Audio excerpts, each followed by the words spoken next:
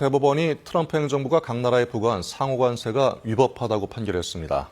관세의 법적 근거가 흔들리면서 향후 환급 소송 등 파장이 있을 것으로 보이는데 트럼프 대통령은 긴급 기자회견을 열고 더 강력한 수단이 있다며 정면 돌파 의지를 밝혔습니다. 워싱턴 김경수 특파원입니다. 트럼프 대통령은 지난해 4월 미국의 무역 적자 등을 이유로 들며 국제 비상경제 권한법을 근거로 각국에 상호 관세를 부과했습니다. 그러나 미국 연방 대법원은 현지 시각 20일 국제 비상경제 권한법이 대통령에게 관세 부과 권한까지 주진 않는다며 1, 2심과 마찬가지로 관세 부과가 위법이라고 판결했습니다.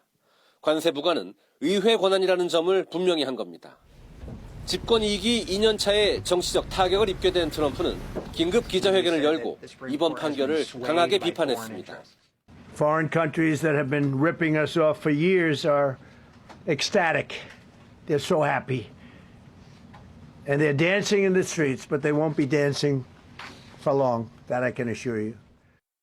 트럼프는 더 강력한 수단이 있다며 새로운 관세로 대응하겠다는 뜻을 밝혔습니다. 무역 확장법이나 무역법 등 기존 통상법을 통해 각국에 계속 관세를 부과하겠다는 겁니다. 트럼프는 전 세계 대미 수출품에 10% 관세를 추가로 부과하는 내용의 행정명령에도 서명했습니다. We're doing something in a very powerful way, and we're using things that some people thought we should have used in the first place. But it's more complicated. It's a little more complicated. The process takes a little more time, but the end result is going to get us more money. 상호 관세 위법 판결에 따른 환급 규모는 최대 1,750억 달러, 우리 돈 250조 원을 넘길 수 있다고 로이터 통신은 전했습니다. 트럼프 대통령이 정면 돌파 의지를 밝히면서 환급 가능성의 새 관세에 대한 대응까지 각국의 셈법이 더 복잡해졌습니다. 워싱턴에서 KBS 뉴스 김경수입니다. 네, 미국 연방 대법원이 트럼프 행정부의 상호 관세 정책에 위법 판결을 내린 가운데 청와대도 후속 조치 등을 예의주시하고 있습니다. 청와대는 이번 판결과 관련해 오늘 미 연방 대법원 판결 내용과 미국 정부 입장 등을 종합적으로 검토해 국익에 가장 부합하는 방향으로 검토해 나갈 예정이라고 밝혔습니다. 청와대는 오늘 오후 2시에 관계부처 회의를 열어 대응 방안을 논의할 예정입니다. 네, 밤사이 미국 주식시장은 혼란스러운 모습이었습니다. 연방 대법원의 관세 판결에 따른 불확실성에다 4분기 경제 성장률과 물가지표도 전문가 예측과 다르게 나왔기 때문입니다. 뉴욕에서 박일중 특파원입니다. 뉴욕 주식시장은 하락 출발했습니다. 미국의 4분기 경제 성장률이 연율 1.4%로 전문가 예상치보다 훨씬 낮았기 때문입니다. 또 같은 시각 발표된 개인소비지수 물가지수는 연간 2.9% 올라 전문가 전망을 뛰어넘었습니다.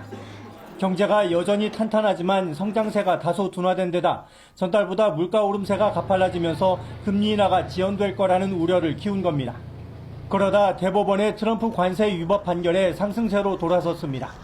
특히 관세 부담이 사라지게 될 거라는 기대에 나이키 등 수입 비중이 높은 기업과 페덱스 등 물류 기업의 주가가 상승했습니다. 하지만 곧 혼주세가 됐습니다. 관세를 둘러싼 불확실성이 사라지지 않았다는 판단에 섭니다. But we are just at the beginning of, frankly, a real mess. And one more thing I'll say, we shouldn't think that the topic of tariffs is now going away somehow. 또 이미 낸 관세가 환급될 경우 일종의 재정 부양 효과를 낼 거라는 긍정적 전망과 함께 미국의 재정 적자를 키워 경제에 부담이 될 거라는 부정적인 전망이 함께 나오고 있습니다. 다만 트럼프 대통령이 일률적으로 관세 10%를 부과하겠다고 밝히면서 뉴욕 주식시장은 상승 마감했습니다. 일부 금융기관은 이번 판결에도 불구하고 미국의 경제 전망을 수정하지 않겠다고 밝혔습니다. 트럼프 대통령의 기자회견대로 관세가 어떤 식으로든 유지될 거라는 이유에 섭니다. 뉴욕에서 KBS 뉴스 박일중입니다. 네, 쇼트트랙 김길리 선수가 밀라노 코르티나 동계올림픽 여자 1500m에서 금메달을 따 우리 선수단 첫 2관왕이 됐습니다. 최민정이 은메달을 추가하면서 동하계올림픽 통틀어 한국인 최다 메달 신기록을 세웠고 남자 계주 대표팀도 2회 연속 은메달을 획득했습니다. 김길리는 여자 1500m 결승에서 가장 먼저 결승선을 통과하면서 우리 선수단 첫 2관왕에 올랐습니다. 김길리는 여자 3000m 계주 금메달과 1000m 동메달에 이어 이번 대회 세 번째 메달을 목에 거는 기쁨을 누렸습니다. 사상 최초로 이 종목 3회 연속 우승에 도전했던 최민정은 은메달을 추가해서 개인 통산 7번째 메달로 동아계 올림픽 통틀어 한국인 최다 메달 신기록을 작성했습니다. 남자 대표팀도 5000m 기회주에서 은메달을 합작해 우리 선수단은 이번 대회에서 금메달 3개를 포함해 모두 10개의 메달을 수확했습니다. 네, 트럼프 미국 대통령이 이란과의 핵협상 합의를 이끌어내기 위해서 제한적인 공격 가능성을 언급했습니다. 이란 측에서는 앞으로 2, 3일 내에 합의안 초안을 제시하겠다고 밝혔습니다. 두바이 김계영 특파원의 보도입니다. 트럼프 미국 대통령이 제한적 군사 공격을 언급하며 이란을 압박했습니다. 이란을 압박하기 위해 공격을 고려하느냐는 기자들의 질문에 그렇게 말할 수 있을 것 같다고 답했습니다.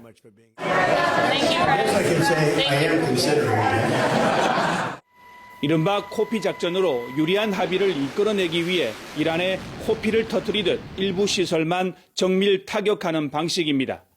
주요 군사시설과 정부기관 또는 특정 개인까지 타격 대상에 포함될 수 있다는 관측입니다.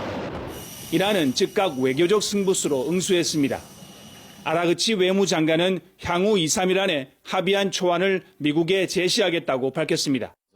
제네바 협상 때 미국 측으로부터 가능한 합의안 초안을 준비해달라는 요청을 받았다는 겁니다.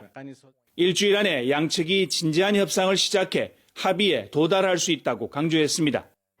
그러면서 미국의 군사적 압박에 대해서는 강력한 경고를 날렸습니다.